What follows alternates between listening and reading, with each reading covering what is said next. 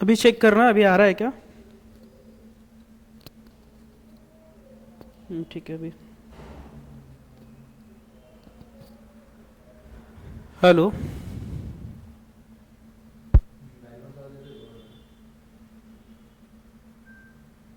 एक दो मिनट। ठीक है, अभी आ रहा है वॉइस, सबको चेक कर लिया है हमने। स्टार्ट करते हैं। तो लास्ट लेक्चर में हमने क्या देखा था? कल के HTML का एक बेसिक हमने जो हिस्ट्री था वो देखा था हम लोगों ने, और जो बेसिक नीड है उसके लिए, जैसे इंटरनेट वगैरह, IP एड्रेस वगैरह, वो सारी चीज़ें हमने कल देखी थी। ठीक है, आज जो हमें देखना है, HTML को लिखने के लिए जो हमें सॉफ्टवेयर लगने वाला है, ठीक है, वो सॉफ्टवेयर कैसे इंस्टॉल करना है वो हम देखेंगे। फिर HTML का बेसिक जो स्ट्रक्चर होता है, ठीक है, वो हम देख लेंगे इसके अंदर आज, जैसे कि HTML को ओपन कैसे करना है, क्लोज कैसे करना है, वो सारी चीज़ें। फिर ओपनिंग टैग, क्लोजिंग टैग वगैरह, वो सारी चीज़ें हम देखेंगे आज। तो ऐसे बेसिक बेसिक चीज़ें सारी कवर कर लेंगे। अब जैसे कि मैंने कल लास्ट में जाते जाते दिखाया था कि HTML हमें सीखना क्यों है, क्योंकि हर एक वेबसाइट के अंदर हमें HTML लगता है। जब तक आप HTML नहीं यूज़ करोगे तब तक आप वेबसाइट नहीं बना सकते। ठीक है, अब वेबसाइट बनती कैसे? दो तरीके से वेबसाइट बनती है। एक तो सिंगल पेज वेबसाइट होती है, ठीक है, जिसको सिर्फ वेब पेज कहा,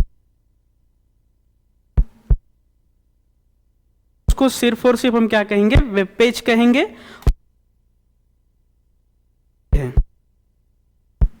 ठीक है, जब मल्टीपल पेजेस एक ही वेब होते हैं तो उसको हम कहते हैं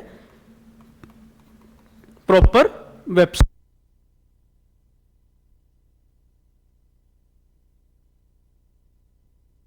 जी कहेंगे सिर्फ, क्योंकि सिंगल पेज है वो। उसको एक सिंपल भाषा में आप लैंडिंग पेज भी बोल सकते हो। ठीक है, जो डिजिटल मार्केटिंग वगैरह करते हैं, सीखते हैं या सीखा होगा तो पता है कि लैंडिंग पेज में क्या होता है, एक पेज बनाओ और उसके अंदर पूरा इंफॉर्मेशन दिखा दो। ठीक है, और उनके पास वेबसाइट होती है तो उनके पास मल्टीपल पेजेस होंगे, एक से लेके मल्टीपल पेज, 100 पेजेस भी हो। लोगों की यूनिवर्सिटी की वेबसाइट होगी, वो जाके चेक करोगे तो मल्टीपल पेजेस आपको 100 और 200 पेजेस मिल जाएंगे। ऐसे कई सारी वेबसाइट्स होती हैं। तो ये वेबसाइट आप लोगों को ध्यान में रखना है। ठीक है, सिंगल पेज और मल्टीपल पेज होते हैं। अब वेबसाइट के और दो तरीके होते हैं बनाने के। एक तो होती है डायनामिक, ठीक है, डायनामिक वेबसाइट यानी क्या होता है, और एक है स्टैटिक वेबसाइट। पहले ये भी ध्यान में रखो आप लोग। सबसे पहले बनी थी, जो स्टार्ट हुआ था वेबसाइट बनाना, तो पहले जो बनती थी वो क्या थी? सिर्फ स्टैटिक वेबसाइट थी। स्टैटिक वेबसाइट यानी क्या कि सिर्फ इंफॉर्मेशन को हम पढ़ सकते हैं, यानी देख सकते हैं, पढ़ सकते हैं। आप वीडियो देख सकते हो, इमेजेस देख सकते हो, टेक्स्ट होगा तो टेक्स्ट को देख सकते हो, सिर्फ बस इतना ही। डायनामिक वेबसाइट यानी क्या? डायनामिक का जमाना, जैसे कि मैंने बताया था कि 2000 का जब दौर आया था, उस टाइम पे डायनामिक वेबसाइट बनना स्टार्ट हुई थी। जैसे मैंने कल बताया था कि रीड कर सकते थे, राइट कर सकते थे। ठीक है, तो ये जो जमाना डायनामिक वेबसाइट का यही काम था। यानी आप वेबसाइट जब देख रहे हो तो उसको कुछ, जब आप वहां से इंफॉर्मेशन गैदर कर रहे हो तो कुछ बता भी सको कि आपकी वेबसाइट में कुछ ये खामी है, या फिर आपके कुछ ओपिनियन देना तो ओपिनियन दे सको। जैसे फेसबुक आया वो ओपिनियन दे सकते थे, इंस्टा आया, यूट्यूब आया, यूट्यूब पे कमेंट वगैरह कर सकते हैं, लाइक कर सकते हैं। तो ये सारी चीज़ें डायनामिक वेबसाइट होती है, जहाँ पे आप अगर कोई लॉगिन पेज आए तो लॉगिन कर सकते हो। किसी कॉलेज का कोई फॉर्म आया, या फिर हमें कोई कोर्स हम रन कर रहे हैं तो कोई फॉर्म हम लोग आपको दे देंगे कि आपका मोबाइल नंबर डालो, ईमेल आईडी डालो, ये सारी चीज़ें फिल करो, तो वो डेटा हमें मिलेगा, फिर हम उस पर कुछ ना कुछ काम कर सकते हैं। तो ये डायनामिक वेबसाइट का काम हुआ। ठीक है, स्टैटिक में सिर्फ आप पढ़ सकते हो, ओनली रीड कर सकते हो, तो ये स्टैटिक का पार्ट होगा। स्टैटिक वेबसाइट बनाने में कुछ लगता नहीं है। आज के तारीख में कोई भी ऐसे ही 2-2 हज़ार 5-5 हज़ार में बना के दे देता है। ठीक है, लेकिन डायनामिक वेबसाइट जब बनानी होती है तो लाखों में, करोड़ों में भी चार्ज किए जाते हैं।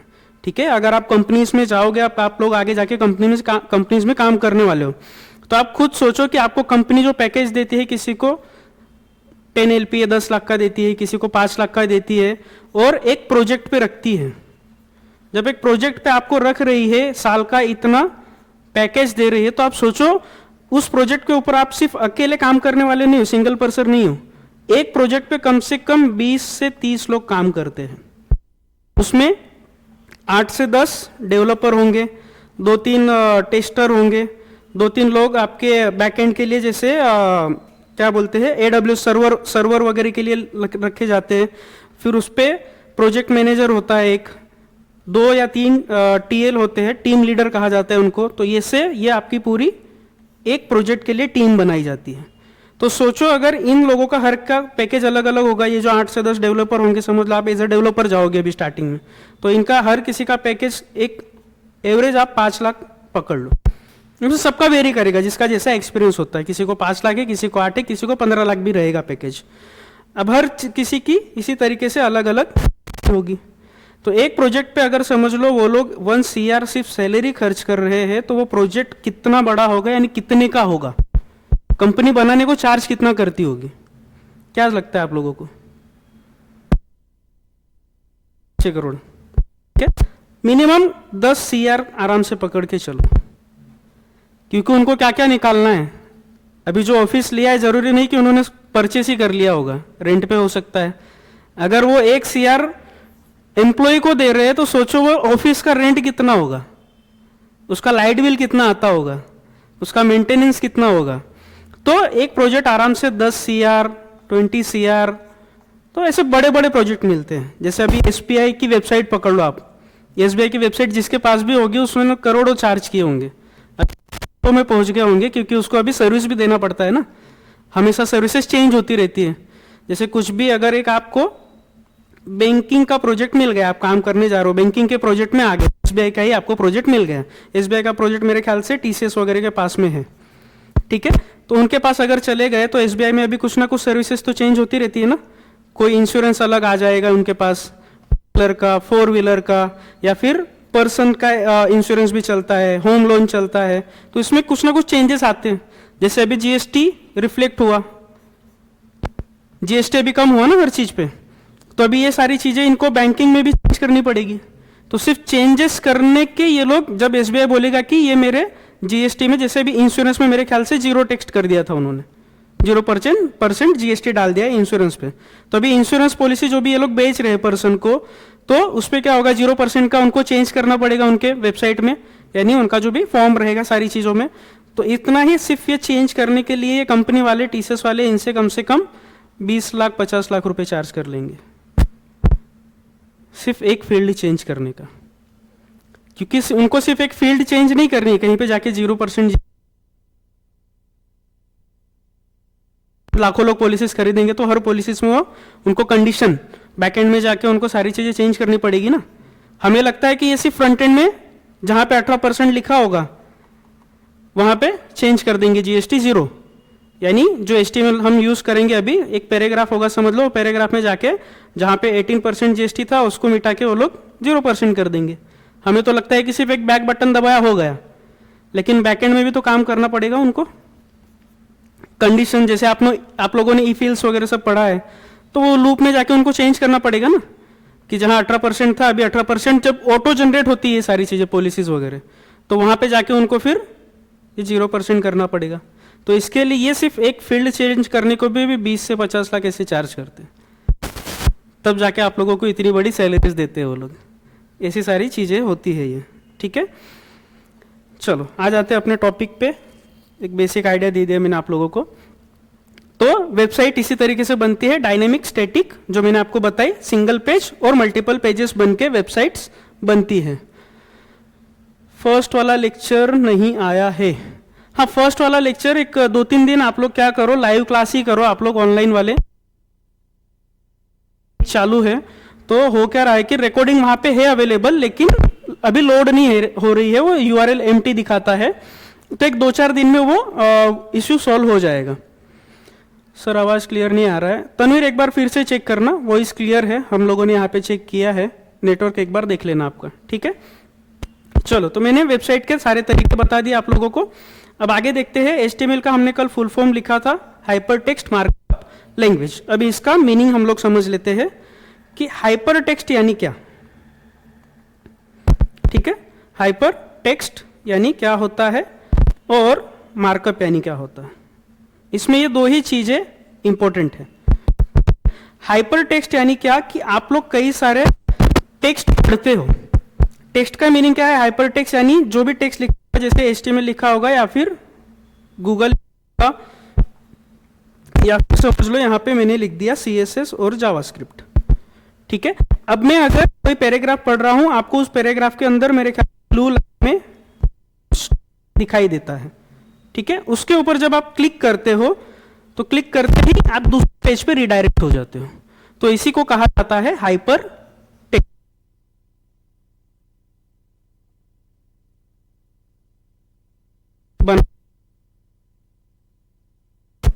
क्लिकेबल, उससे पेजेस को कनेक्ट किया जाता है और जब हम उस पर क्लिक करेंगे तो ऑटोमेटिकली दूसरे पेज पे रिडायरेक्ट हो जाएंगे, यानी नेविगेट करना।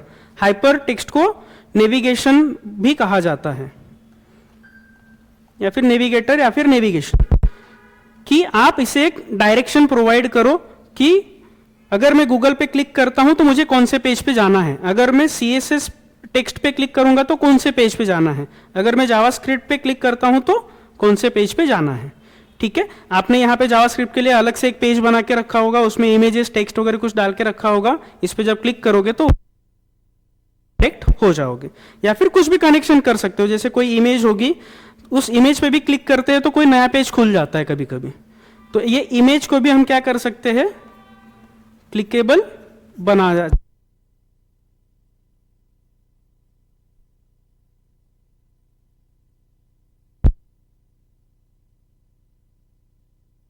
उस पेज को ओपन करेंगे तो उसको ही हम कहते हैं हाइपर टेक्स्ट या फिर हाइपर लिंक।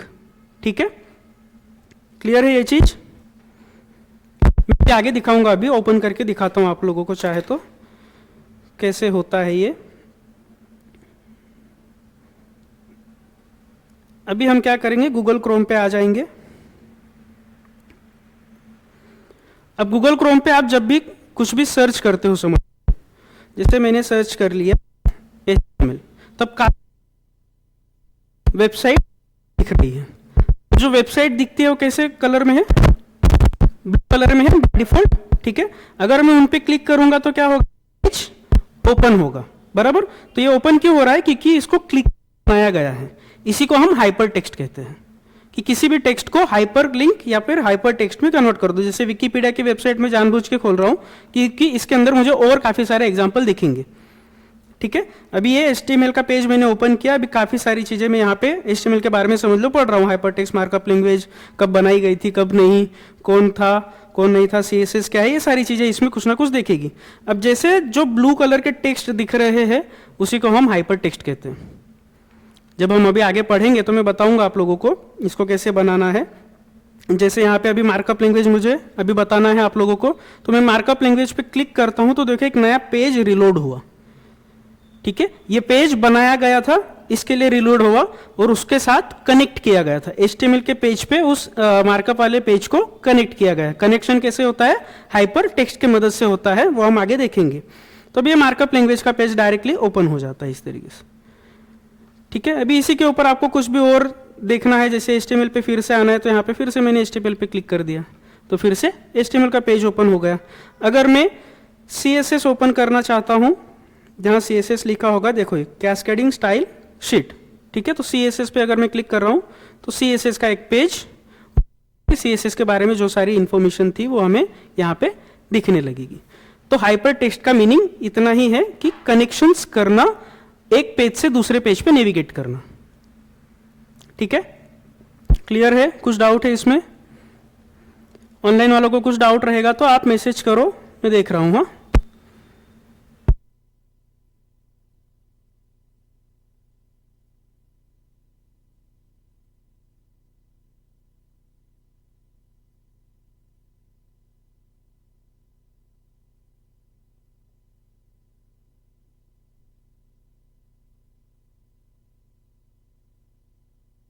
इसके लिए इसको हम HTML का मार्कअप कहते हैं। यानी स्ट्रक्चरिंग यानी क्या, जो आप वेब पेज बनाओगे, ठीक है, उसमें मुझे पैराग्राफ कहाँ पे रखना है वो मुझे एक पता होना चाहिए, इमेज कहाँ लाके रखनी है, वीडियो अगर डाल रहा हूँ तो वीडियो कहाँ रखना है, अगर मैं कुछ बुलेट पॉइंट्स डाल रहा हूँ तो पॉइंट्स कहाँ पे रख,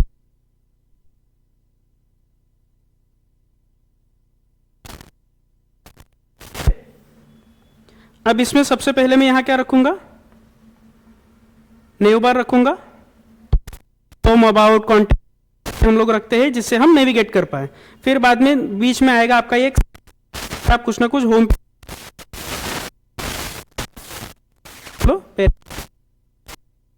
ठीक है। फिर और एक सेक्शन समझ लो लिया, यहाँ पे कुछ आपने बनाया होगा लॉगिन पेज, या फिर स्टूडेंट करना है तो आपने एक फॉर्म बना, यहाँ पे कुछ छोटा,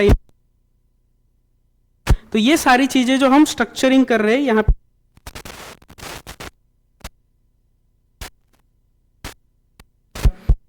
लोकेशन रख लोग करोगे।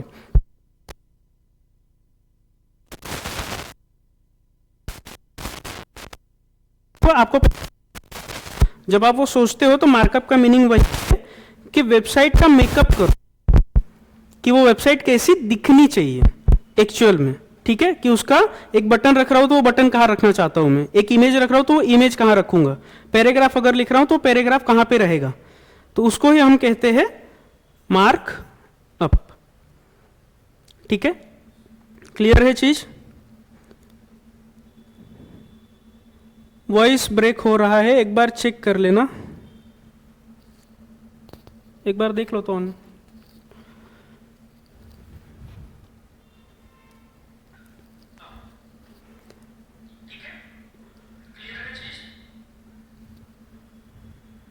आ रही है वॉइस बराबर है, थोड़ा सा नेटवर्क देख लेना आप लोग।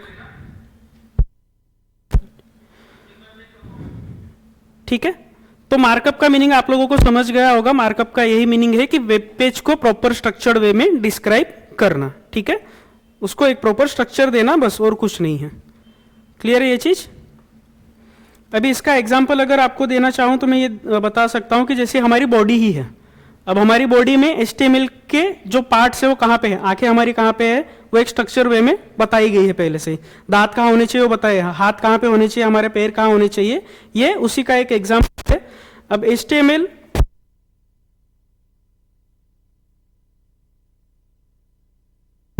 कॉम्बिनेशन समझो, हमारे बॉडी से ही रिलेटेड है।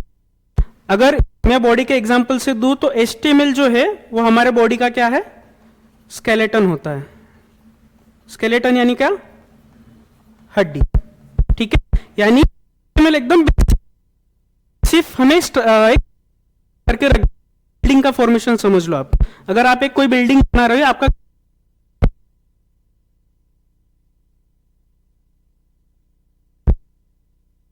ठीक है, गई पहले हड्डी, हड्डी के बाद उसके ऊपर हमारे मांस, स्किन्स, स्किन्स को हम क्या कहेंगे, CSS। अच्छा दिखाता है, सिर्फ हड्डियों में रख दिया, जैसे हम 10th 11th 12th में थे साइंस के, हमारे उसके लैब में स्केलेटन पड़ा हुआ रहता था, वो सिर्फ देखने में, फिर हमारे बॉडी पे पूरी स्किन के साथ हम रहे तो अच्छा लगता है। ठीक है, तो यही चीज आप समझ लो कि HTML आपका स्केलेटन है, स्किन। तो अब जावास्क्रिप्ट क्या है आपका,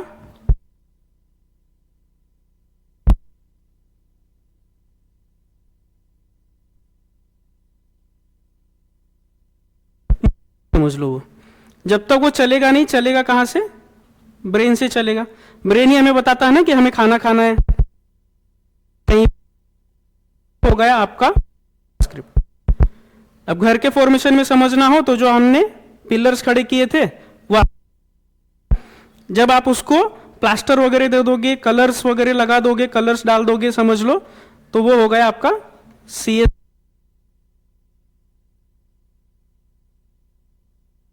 हो गई। फ्रिज लाके रख दिया आपने, किचन के अंदर आपने गैस वगैरह लाके रख दिया, तो ये सारा क्या हो गया आपका, जावास्क्रिप्ट हो गया। सोनी को मिलने वाला है ये सारी चीजें, इस तरीके से आप लोग रिलेट कर सकते हैं।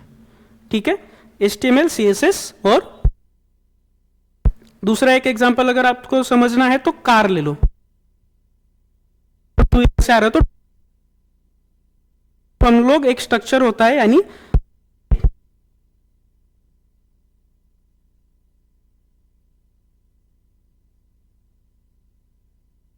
हम क्या कहेंगे, जावास्क्रिप्ट। ठीक है, क्लियर है ऑनलाइन वालों को भी HTML, CSS और जावास्क्रिप्ट? ठीक है, कुछ डाउट रहेगा तो पूछना। क्लियर तक?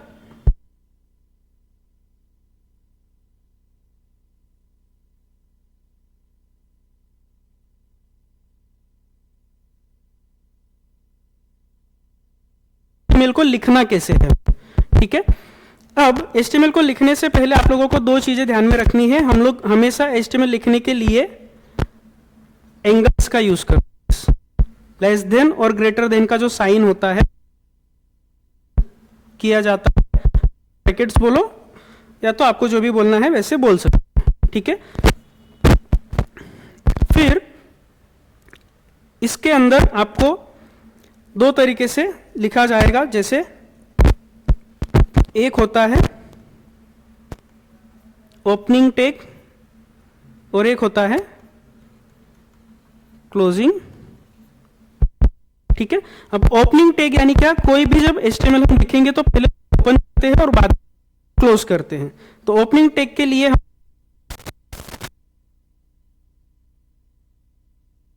ठीक है, ये हो गया आपका ओपनिंग टैग और यहां पे आएगा आपका क्लोजिंग टैग। HTML को जब क्लोज करना रहेगा तो इस तरीके से हम उसे क्लोज। ओपनिंग टैग में ये चीज फॉरवर्ड स्लैश नहीं है, क्लोजिंग टैग में आपका फॉरवर्ड स्लैश आएगा। ठीक है, ये ध्यान में रखना है, इसको हम कहते हैं फॉरवर्ड स्लैश। ठीक है, क्लियर चीज? अब बीच में यहां पे जो चीज आएगी, जैसे मैंने लिख दिया यहां पे कोडिंग सीखना है हमें, तो को ये जो पार्ट है इसको हम कहते हैं कंटेंट। ठीक है, यानी आप जब भी जो चीज लिखोगे, HTML जब लिखना स्टार्ट करोगे, एंड करोगे, उसके बीच में जो पार्ट देंगे कंटेंट, ये जो पार्ट है ये आपका विजिबल होगा कहां पे, वेब ब्राउजर पे। ठीक है, जो भी HTML के अंदर लिखा जाएगा वो आप विजिबल होगा वेब ब्राउजर पे। जैसे आप CSS अपना जब C वगैरह लिखते हो तो वो विजिबल कहाँ होता है, एक आउटपुट विंडो होती है वहां पे। ऐसे ही जब हम HTML का कोड लिखेंगे तो वो कहाँ पे विजिबल होगा, वेब ब्राउजर पे। वेब ब्राउजर यानी आपका गूगल क्रोम हो गया। ठीक है, एज वगैरह चल रहा है अभी, माइक्रोसॉफ्ट का एज है मेरे ख्याल से, वो हो गया। ओपेरा वगैरह पहले बहुत पहले चलता था। ये सारी चीजें जो है आपकी ये गूगल, ये ब्राउजर हो गए, तो यहां पे आपको ये दिखने मिलेगा। ठीक है, तो अब ये जो सारी चीजें हैं, ओपनिंग टैग, क्लोजिंग टैग और कंटेंट, इसको ही मिला के कहा जाता है पूरा एक, ये क्या है, एलिमेंट है। ठीक है, अगर किसी ने पूछा एलिमेंट्स क्या होता है, तो एलिमेंट्स तीन चीजों को लेके बनता है। क्या क्या? ओपनिंग टैग को लेके बनता है एक, तो क्लोजिंग टैग और कंटेंट, ये तीनों चीज को मिला के एक एलिमेंट बनता है। ठीक है, ये ध्यान में रखो। क्लियर है ये चीज, एलिमेंट कैसे बनता है? पूछा तो बताओ आप। Opening closing tag plus content. ठीक है, और टैग्स किसको कहा जाता है? तो टैग्स इसी को कहा जाता है, जैसे हमने HTML लिखा, अभी हम लोग आगे जाके पैराग्राफ लिखेंगे, बॉडी लिखेंगे, ये सारी चीजें हम देखेंगे अभी। क्लियर है ये चीज, ओपनिंग, क्लोजिंग और कंटेंट और एलिमेंट। ठीक है, आगे देखते हैं अभी। अब बेसिक स्ट्रक्चर जो HTML का है वो कैसा होता है, तो जैसे हम HTML लिखेंगे, सबसे पहले स्टार्ट करेंगे। ठीक है,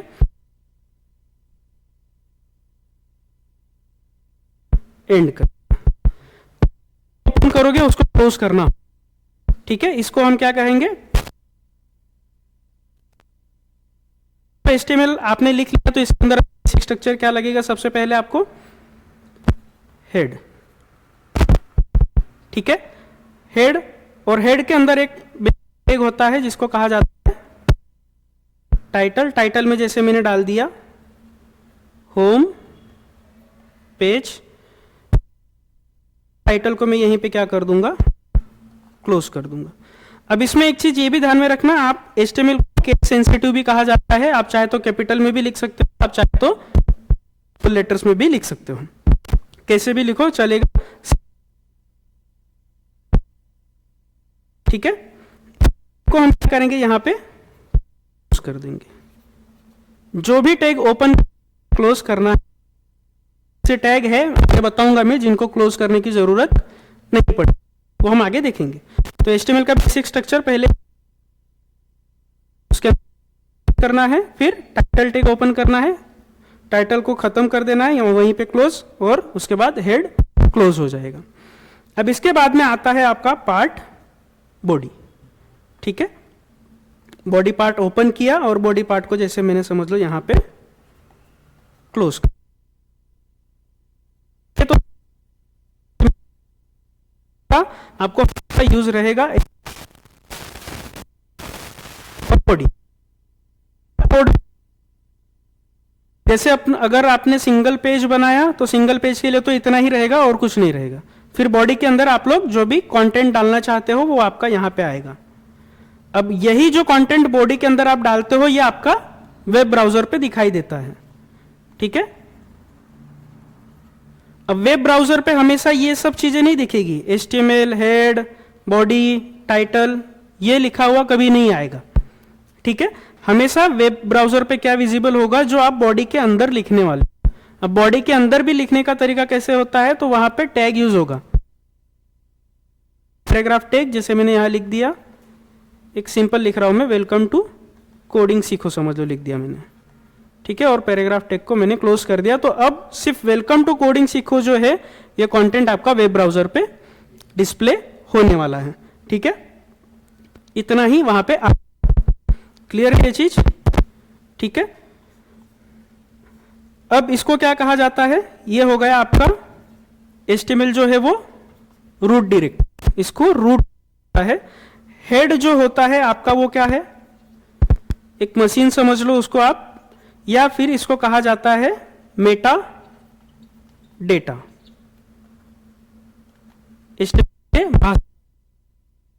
ये क्या करता है, अलग अलग डेटा या मेमोरी ही। अब इसमें क्या होगा, टाइटल रहेगा, इसके अंदर आप CSS की फाइल भी लगाओगे, इसके अंदर आप चाहे तो जावास्क्रिप्ट की फाइल भी डाल सकते हो, इसी के अंदर आप चाहे तो कुछ फॉन्ट होंगे अलग अलग, आगे हम देख कहीं से वो, जैसे गूगल का फॉन्ट यूज करना है तो फॉन्ट में लाके इसी हेड टैग के अंदर रख दूंगा। तो ये क्या करेगा, उसको उसके लिए वो चलाएगा, ठीक है। CSS जो लिखेंगे हम HTML फाइल में भी लिख सकते हैं या फिर एक अलग फाइल, वो फाइल को कनेक्ट करना होगा तो वो हेड के अंदर ही कनेक्ट।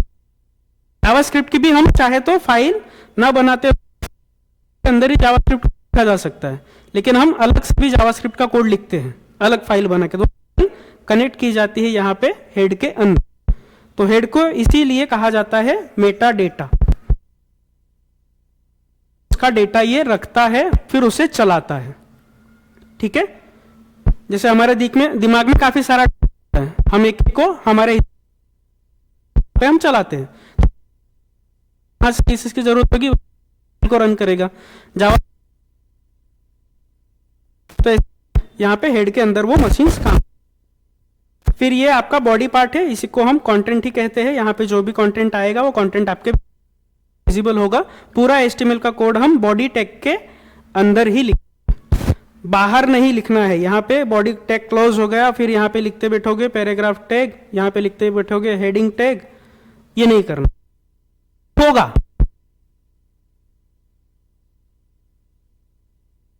तो जो स्ट्रक्चर दिया है, जो सेट ऑफ रूल्स बना है, उस रूल्स के हिसाब से कोई क्लियर है ये चीज? कुछ डाउट इसमें स्ट्रक्चर कुछ? ठीक है, ऑनलाइन वाले भी पूछ सकते हो, आपको कुछ डाउट। मैं अभी इसको रन करके दिखाता हूं आप लोगों को कैसे लिखना है हमें ये।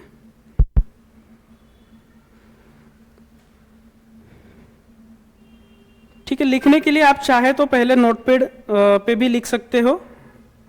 मैं नोटपैड पे पहले करके दिखा देता हूँ, फिर हम लोग एक सॉफ्टवेयर बना लेंगे, यानी यूज़ करेंगे, वो हम देखेंगे आगे अभी।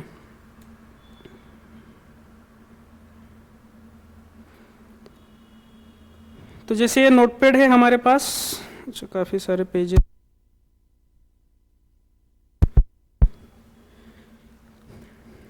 ठीक है। अब इसमें HTML लिखना अगर आपको, तो इस तरीके से हम HTML लिखना यहाँ पे स्टार्ट करेंगे, HTML को क्लोज करेंगे। अगर आपको बेसिक प्रैक्टिस करनी है ना, उससे टैग्स क्या होंगे आपको याद हो जाएंगे, ठीक है। तो पहले प्रैक्टिस नोटपैड से ही स्टार्ट करना। यहाँ पे थोड़ा टाइम कंज्यूमिंग है सिर्फ, क्योंकि ये हमें हर बार इस तरीके से सारी चीज़ें लिखनी पड़ेगी, और जो मैं आपको सॉफ्टवेयर बताऊंगा उस पर ये हर बार लिखना नहीं पड़ेगा, ऑटो सजेशंस भी आते हैं और ऑटोमेटिकली पूरा टैग भी आ जाता है। तो HTML लगाने के बाद हेड टैग लगाया मैंने, हेड के अंदर फिर मैं लगा देता हूँ टाइटल टैग जो मैंने बताया था, जैसे मैं यहाँ लिख देता हूँ वेलकम टू कोडिंग सीखो, और इसको मैं कर देता हूँ टाइटल को क्लोज, ठीक है। हेड का काम हो गया। अब हेड के अंदर इतनी ही चीजें लगानी है, CSS वगैरह कैसे लगाना है वो आगे। फिर आ जाएंगे हम बॉडी पार्ट में, फिर यहाँ पे बॉडी पार्ट को कर देंगे हम क्लोज। बॉडी अभी बिना टैग लगाए भी मैं लिखूंगा तो भी वो चल, हेलो वर्ल्ड, ये आपका HTML का कोड तैयार हो। आपने लिख लिया, इसे सेव कर लो।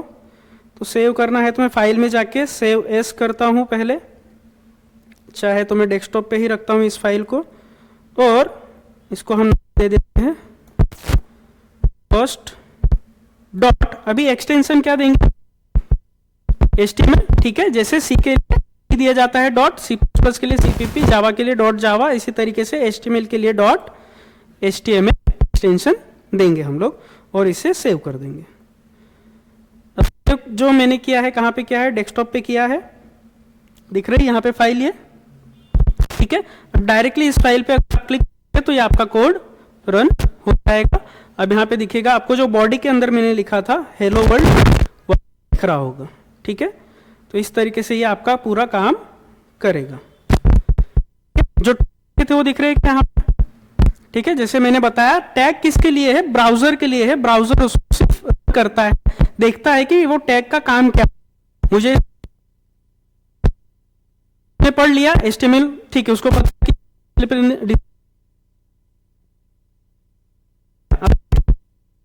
हुआ था चाहिए, तो वो कहाँ आता है, सीखो। अब यहाँ पे ये मैंने सिर्फ मैसेज अभी प्रिंट किया है, लेकिन आपको यहाँ पे ऐसा मैसेज नहीं होता है, इसका नाम देना, किसी का नाम होम रहेगा, किसी का कॉन्टेक्ट, किसी का गैलरी, किसी समझ लो आप एग्जाम का डिपार्टमेंट का कोई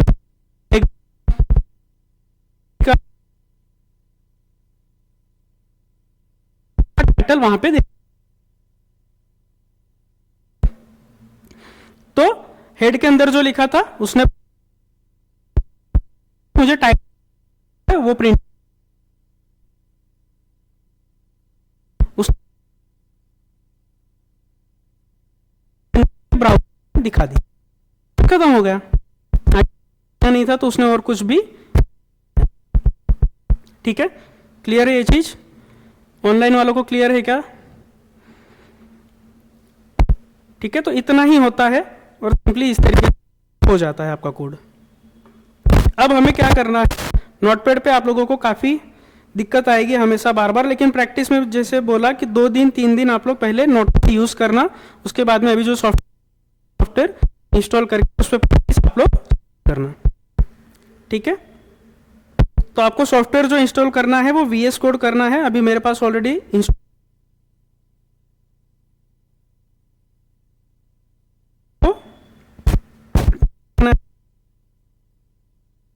डाउनलोड, ठीक है।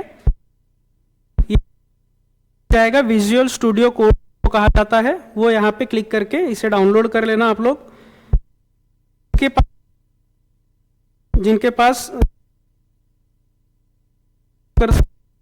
मैक है, मैक वाला इंस्टॉल कर सकते हैं। मोस्ट ऑफ सबके पास विंडोज ही होता है। विंडोज पे क्लिक कर लो, यहाँ पे आपको डाउनलोड का बटन दिखेगा, डाउनलोड कर लो। ये डाउनलोडिंग यहाँ पे, अब मेरे पास ऑलरेडी है तो मैं इंस्टॉल नहीं करूंगा, इस पे आगे कुछ नहीं करना है, नेक्स्ट नेक्स्ट नेक्स्ट करते जाना है और आपका विजुअल स्टूडियो का सेटअप चालू हो जाएगा। आई एक्सेप्ट द एग्रीमेंट करना, डो नॉट एक्सेप्ट करो तो वो चलाने वाला नहीं है, ठीक है। इसको पढ़ना है तो पढ़ सकते हो, नहीं पढ़ोगे वही बेटर है। फिर नेक्स्ट कर लो।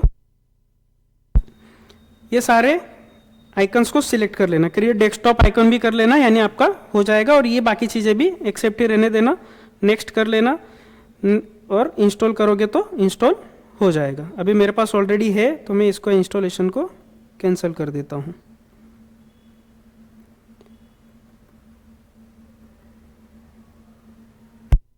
है ऑलरेडी बताएगा मुझे, ठीक है। ये प्रोसेस कंप्लीट कर लेना आप लोग।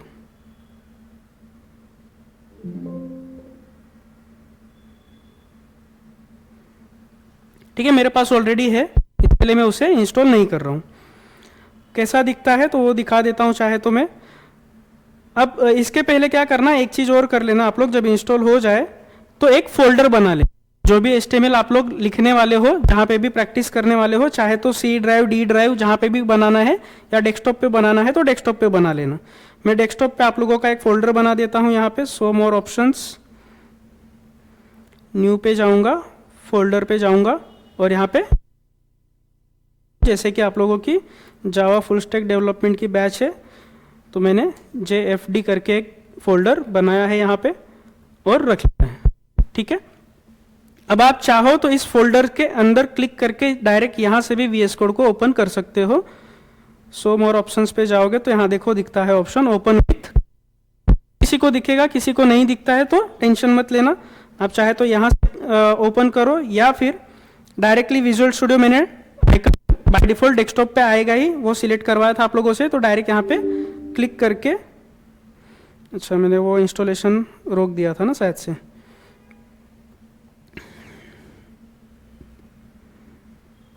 मुझे अब लगता है शायद से फिर से इसको ये करना पड़ेगा। फाइल को मुझे एक बार डिलीट करके, ठीक है, आप लोग ओपन करोगे तो आप लोगों का हो जाएगा। मुझे इसे फिर से डिलीट करके इंस्टॉल करना पड़ेगा क्योंकि मैंने वो इंस्टॉलेशन का बटन क्लिक कर दिया था, ठीक है। तो इतना प्रोसेस आप लोग करके रखना तो आप लोगों का VS कोड ओपन हो जाएगा, ठीक है।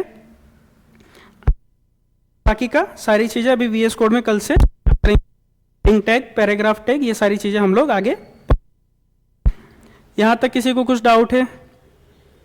ऑनलाइन वालों को कोई डाउट पूछो, बाकी हम देखेंगे।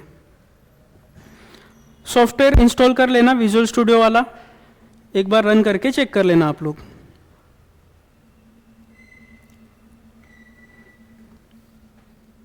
और किसी को कुछ डाउट आप लोगों में? ठीक, ऑनलाइन वालों को कुछ डाउट है तो पूछो आप लोग। रितु, तनवीर, जगदीश, आर्यन, अरशद, कोई डाउट है तो पूछ सकते हो आप लोग।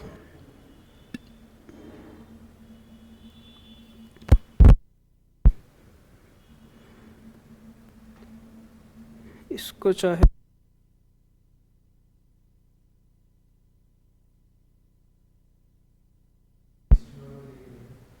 काय, हां फर्स्ट लेक्चरमध्ये ना तेच होतं, इंटरनेटचं वगैरे आणि IP ॲड्रेस हे सर्व सांगितलं, कोणी बनवलं होतं, कसं स्टार्ट,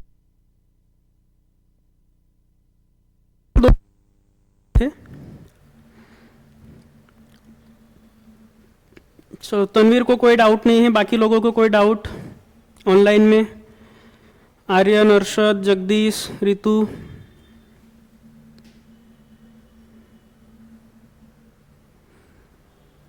डाउट है तो पूछा करो, बिना डाउट के आप लोगों के डाउट सॉल्व नहीं होंगे।